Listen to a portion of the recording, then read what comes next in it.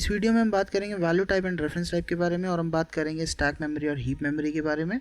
और हम visual studio में कोड के हेल्प से ये देखेंगे कि वैल्यू टाइप और रेफरेंस टाइप के केस में वैल्यूज़ कैसे इंपैक्ट करती हैं। और अगर आपको C#.NET डिटेल में सीखनी है तो इस चैनल को सब्सक्राइब कर लें, बेल आइकन दबा लें ताकि लेटेस्ट वीडियो के अपडेट आपके पास आते रहें। तो चलिए शुरू करते हैं बिना कोई टाइम वेस्ट किए। तो हमारा पहला सवाल, what is a value type? वो सारे डेटा टाइप जिनका वेरिएबल का नाम और डेटा यानी वैल्यू स्टैक मेमोरी के अंदर ही स्टोर करी जाती है, उन्हें वैल्यू टाइप बोलते हैं।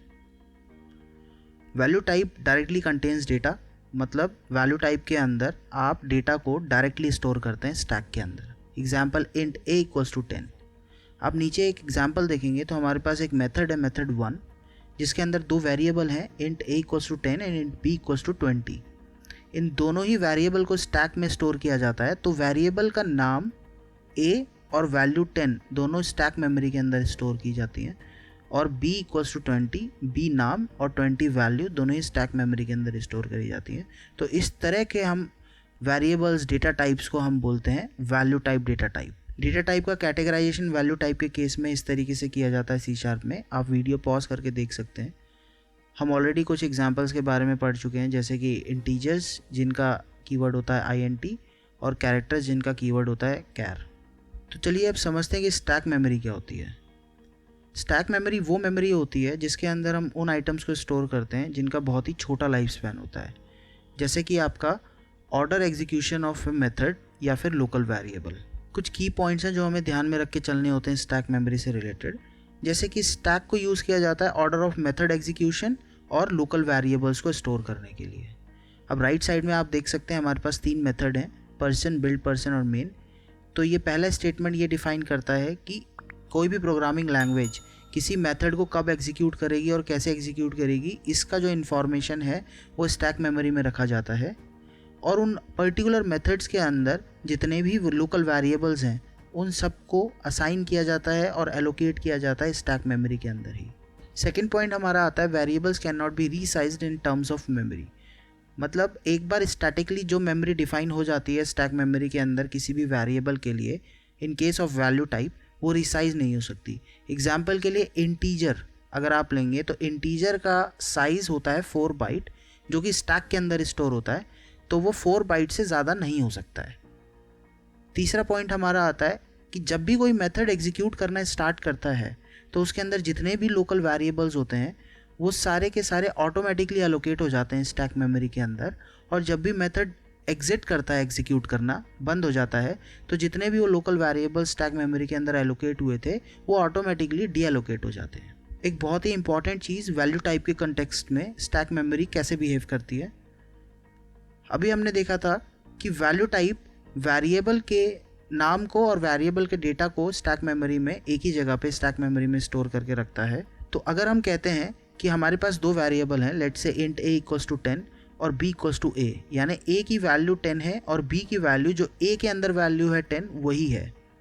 अगर हम नेक्स्ट लाइन में या फिर उसी स्कोप के अंदर हम b की वैल्यू कहीं भी चेंज कर देंगे तो वो इम्पैक्ट नहीं करनी चाहिए a की वैल्यू को, यानी a की वैल्यू चेंज नहीं होनी चाहिए, b की वैल्यू सिर्फ चेंज होनी चाहिए।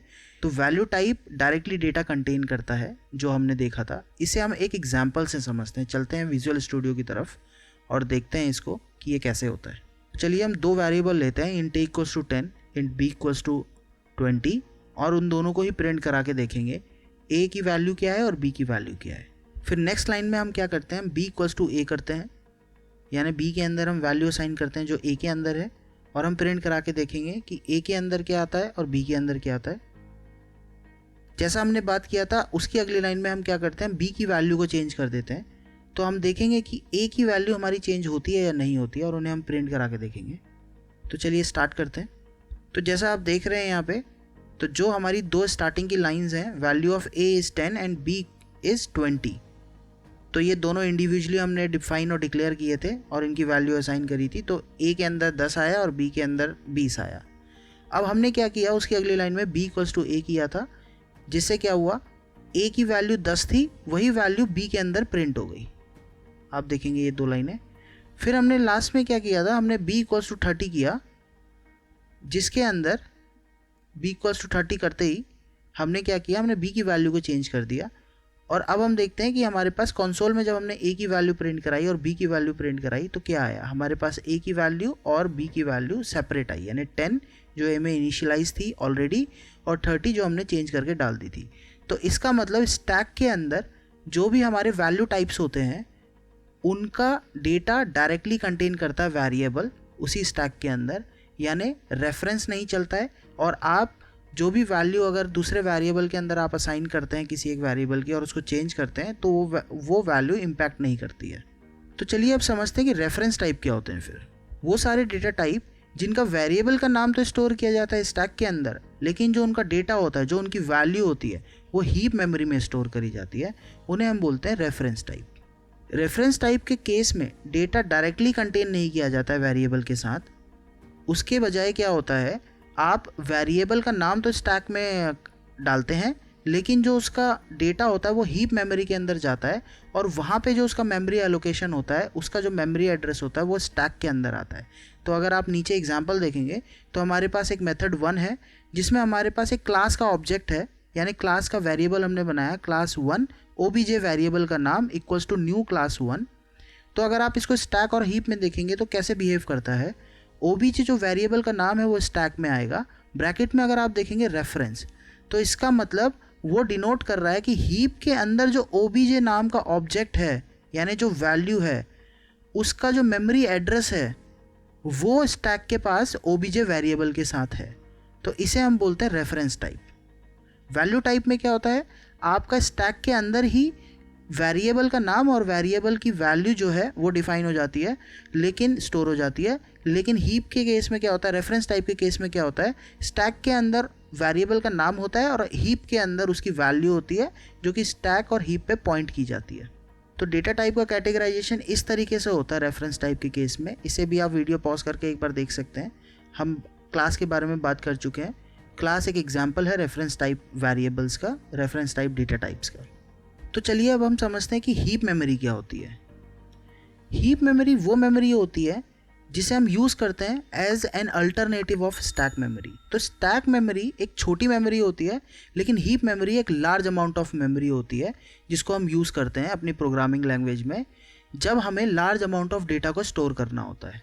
तो कुछ की पॉइंट्स जो हमें याद रखने होते हैं, जैसे कि लार्ज इन साइज़ होता है बट स्लोअर इन एक्सेस होता है, अलोकेशन और डीअलोकेशन ऑफ मेमोरी जो होता है वो डायनामिक होता है, इसके अंदर वेरिएबल को आप रिसाइज कर सकते हो इन टर्म्स ऑफ मेमोरी, मतलब इसमें मेमोरी डिफाइन नहीं करी जाती है प्री डिफाइंड तरीके से कि इतनी ही मेमोरी किसी डेटा टाइप के लिए आएगी, और ये कोई एक ऑर्डर फॉलो नहीं करता है जैसे स्टैक करता है। स्टैक बेसिकली क्या करता है, एक ऑर्डर फॉलो करता है लीफो, जिसको हम लीफो बोलते हैं, जिसका मतलब है लास्ट इन फर्स्ट आउट, यानी लास्ट में जो ऑब्जेक्ट जाएगा वही फर्स्ट उठ के आएगा।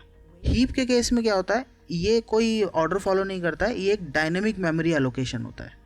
एक बहुत ही इंपॉर्टेंट थिंग जो हमें याद रखनी होती है, in case of reference type variable, stack के अंदर तो वेरिएबल का नाम स्टोर होता है और उसकी जो वैल्यू होती है वो हीप मेमोरी के अंदर जाके स्टोर होती है और उसका एड्रेस पॉइंट होता है स्टैक के अंदर। तो इसका मतलब क्या है कि अगर आप एक क्लास का ऑब्जेक्ट बनाते हैं क्लास ए और एक ऑब्जेक्ट बनाते हैं क्लास बी का, क्लास बी नाम से, और उसके अंदर वैल्यू असाइन कर देते हैं ए की, let's say class A equals to new class और class B equals to A, उस केस में क्या होगा, अगर आप बी की वैल्यू को चेंज करेंगे कहीं पे भी स्कोप के अंदर तो ए की वैल्यू खुद चेंज हो जाएगी। इसी को हम बोलते हैं रेफरेंस टाइप, यानी ए की जो वैल्यू थी हीप के अंदर वो एक एड्रेस थी, बी की वैल्यू जो थी हीप के अंदर वो एक एड्रेस थी, राइट। आप एग्जाम्पल के लिए आप देख सकते हैं पर्सन ऑब्जेक्ट, तो पर्सन ऑब्जेक्ट में 23 नेम रेफरेंस, ये आपका कहाँ पॉइंट हो रहा है, पर्सन रेफरेंस के पर्सन वाले वेरिएबल के साथ। और अगर आप इसको देखेंगे तो ये आपका नीचे भी पॉइंट हो रहा है, जो मेन मेथड के अंदर पर्सन रेफरेंस करके एक वेरिएबल है, अलग वेरिएबल है ये, अलग स्कोप के अंदर, तो उसके अंदर ये सेम पॉइंट हो रही है मेमोरी, राइट।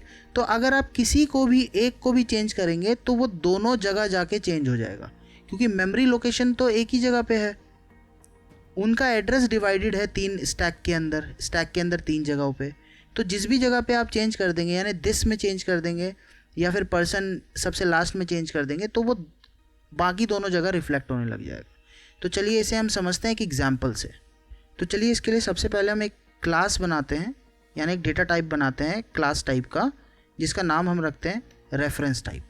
उसके अंदर एक प्रॉपर्टी है इंटीजर नाम की, जो कि एक इंट डेटा टाइप है, जिसकी वैल्यू हम सेट करेंगे आगे अपने मेन मेथड में। तो अब हम क्या करते हैं, हम एक ऑब्जेक्ट बनाते हैं, एक वेरिएबल डिफाइन करते हैं reference type obj_a equals to new reference type, जिसकी हम वैल्यू देते हैं obj_a डॉट इंटीजर, जो उसके अंदर इंटीजर नाम का एक पैरामीटर है, प्रॉपर्टी है basically, sorry not parameter, property है, उसकी वैल्यू हम देते हैं 10। अब हम ऐसे ही एक दूसरा वेरिएबल बनाते हैं जिसको हम reference type obj_b new reference type, जिसकी obj डॉट इंटीजर की वैल्यू हम देते हैं 20, सिमिलरली सेम, लेकिन इसकी वैल्यू हम देते हैं 20। तो इसका मतलब हमने एक वेरिएबल बनाया obj1, एक वेरिएबल बनाया obj_b, और अब हम उन दोनों की वैल्यू को प्रिंट कराएंगे सेपरेटली, obj डॉट इंटीजर और obj_b डॉट इंटीजर। अब हम क्या करते हैं, नेक्स्ट लाइन में obj_b जो हमारा ऑब्जेक्ट b है, यानी ये जो वेरिएबल b है, इसको असाइन करते हैं obj_a से, यानी ऑब्जेक्ट a के अंदर जो वैल्यू है उसको हम ऑब्जेक्ट b में डाल देंगे। फिर हम प्रिंट करा के देखेंगे कि ऑब्जेक्ट a डॉट इंटीजर में क्या वैल्यू आती है और ऑब्जेक्ट b डॉट इंटीजर में क्या वैल्यू आती है। अब हम क्या करेंगे, हम नेक्स्ट लाइन में ऑब्जेक्ट b डॉट इंटीजर हम करते हैं इक्वल्स टू 30। तो अब हम क्या करते हैं, जो हमारा ऑब्जेक्ट b था उसकी जो इंटीजर की वैल्यू थी, जो प्रॉपर्टी थी, उसकी वैल्यू को हम 30 कर देंगे, और फिर देखेंगे कि ऑब्जेक्ट डॉट a इंटीजर के साथ में क्या वैल्यू आती है और ऑब्जेक्ट b डॉट इंटीजर के साथ में क्या वैल्यू आती है। तो चलिए इस प्रोग्राम को चलाते हैं। तो अब अगर आप देखेंगे तो यहाँ पे सबसे पहले 10 और 20 को हम देखते हैं, object a is 10, object b is 20। तो इसका क्या मतलब है, इसका मतलब ये है कि हमने ये दो लाइनों को पहले प्रिंट कराया। इससे पहले हमने एक वेरिएबल बनाया था ऑब्जेक्ट a रेफरेंस टाइप का, जिसमें इंटीजर की वैल्यू 10 थी, उसे ही हमने ऑब्जेक्ट a डॉट प्रिंट कराया, और हमने न्यू रेफरेंस टाइप करा। इसका मतलब हमने स्टैक मेमोरी के अंदर एक वेरिएबल बनाया ऑब्जेक्ट a का, और उसकी हीप में एक एड्रेस बनाया जहाँ पे हम डेटा डालेंगे ऑब्जेक्ट a डॉट इंटीजर का, और उसको हमने लिंक कर दिया स्टैक वेरिएबल के साथ। ऐसे ही हमने ऑब्जेक्ट b का बनाया, तो ये नया मेमोरी बना, एक नया मेमोरी लोकेशन बना, नया एड्रेस बना, जो कि हमने ऑब्जेक्ट b में डाल दिया। तो अगर हमने प्रिंट कराया तो आप देखेंगे सेपरेट था 10 और 20। अब नेक्स्ट लाइन पे क्या आया आपके पास, 10 और 10। तो ये क्यों आया, ये वो इसलिए आया कि हमने ऑब्जेक्ट b के अंदर, जो हमारा ऑब्जेक्ट b था यानी वेरिएबल b था, उसके अंदर हमने असाइन कर दिया था ऑब्जेक्ट a यानी obj_a वेरिएबल को, राइट। तो जब हमने इसको प्रिंट कराया तो हमारे पास जो प्रिंट होकर आया वो आया 10 और 10। ये ऑब्वियसली यही आएगा क्योंकि हमने a की वैल्यू जो थी वो b में डाल दी। अब अगर आप नेक्स्ट लाइन में देखेंगे तो दिस इज स्ट्रेंज। जैसे ही मैंने नेक्स्ट लाइन में क्या किया, मैंने कहा ऑब्जेक्ट b डॉट इंटीजर 30, मैंने चेंज किया सिर्फ ऑब्जेक्ट b के अंदर के इंटीजर की वैल्यू को, यानी obj_b वेरिएबल के इंटीजर के वैल्यू को। और जब मैंने फिर प्रिंट करा के देखा obj_a डॉट इंटीजर के अंदर और obj_b डॉट इंटीजर के अंदर, तो सेम रिजल्ट 30 और 30। ऐसा क्यों? ऐसा इसलिए क्योंकि आपका क्लास एक रेफरेंस टाइप होता है, और रेफरेंस टाइप के केस में आपका वेरिएबल के नाम तो स्टैक के अंदर आता है, लेकिन जो आपका डेटा आता है वो हीप मेमोरी में आता है, और हीप मेमोरी के अंदर एड्रेस आपका स्टैक वेरिएबल के साथ असाइन हो जाता है। तो जब आपने ये दो लाइनें ऊपर की करी थी obj_a और obj_b, तो इसका मतलब आपने अलग अलग वेरिएबल डिफाइन करे जिनकी अलग अलग मेमोरी लोकेशन डिफाइन करी डेटा के लिए। लेकिन जैसे ही आपने कर दिया object b equals to object a, तो इसका मतलब दो अलग अलग वेरिएबल्स हैं स्टैक के अंदर, वेरिएबल obj_a obj_b, लेकिन उन दोनों का जो डेटा का मेमोरी लोकेशन है वो सेम है, वो एक ही जगह पे है, तो उनका एड्रेस दोनों में सिमिलर चला गया, राइट। तो इसीलिए जब मैंने obj_b को चेंज किया 30 किया, तो मेरा obj_a भी ऑटोमेटिकली चेंज हो गया। इसी को हम बोलते हैं रेफरेंस टाइप। अब आप वीडियो को पॉज करके कुछ डिफरेंसेस पढ़ सकते हो स्टैक मेमोरी और हीप मेमोरी के बीच में, जैसे कि स्टैटिक मेमोरी एलोकेशन होता है स्टैक मेमोरी के अंदर, हीप मेमोरी में डायनेमिक मेमोरी एलोकेशन होता है, जो भी हमने बात करी थी। Variables allocated on stack are stored directly to the memory, और हीप में variable allocated to the heap have their memory allocated at run time. तो इसका मतलब डायरेक्टली स्टैक में जाता है मेमोरी एलोकेशन, और हीप के अंदर रन टाइम पे जाता है मेमोरी एलोकेशन। स्टैक मेमोरी में जो एक्सेस होता है मेमोरी का वेरिएबल्स का वो बहुत ही फास्ट होता है, और हीप मेमोरी के अंदर वो रिलेटिवली स्लोअर होता है स्टैक के कंपैरिजन में। बट ऐसा नहीं है कि बहुत स्लोअर होता है, वो स्टैक के कंपैरिजन में स्लोअर होता है, लेकिन ओवरऑल वो भी फास्टर ही है। स्टैक मेमोरी में वेरिएबल रिसाइज नहीं किए जा सकते हैं, हीप मेमोरी में रिसाइज किए जा सकते हैं। इसका मतलब क्या है कि आपने जैसे स्टैक मेमोरी के अंदर आपका वैल्यू टाइप आते हैं, जिसमें आपके इंटीजर टाइप आता है, तो इंटीजर का एक डिफाइंड डेटा टाइप का साइज़ है वही 4 बाइट है वैल्यू टाइप, तो वो 4 बाइट से आप इंक्रीज़ नहीं कर सकते हो रन टाइम पे। लेकिन आपका हीप के अंदर क्या होता है, आपके रेफरेंस टाइप आते हैं जिनका एक साइज़ जो है वो यूज़र डिफाइंड होता है, यानी आप यूज़र उस साइज़ को डिफ़ाइन कर सकता है कि कितना साइज़ आपको डालना है, और वो रिलेटिवली जो उसकी वैल्यू होती है वो हीप मेमोरी में जाती है। तो लार्ज अमाउंट ऑफ डेटा है जो कि आपका वहाँ स्टोर हो सकता है। तो आई होप गाइज आपको ये वीडियो समझ आई होगी। अगर आपका कोई डाउट है तो आप कमेंट सेक्शन में पूछ सकते हैं, और अगर आप यहाँ तक पहुँचे हैं तो आप इस वीडियो को लाइक करें, शेयर करें, सब्सक्राइब करें। तो चलिए मिलते हैं अब अगली वीडियो में। शुक्रिया।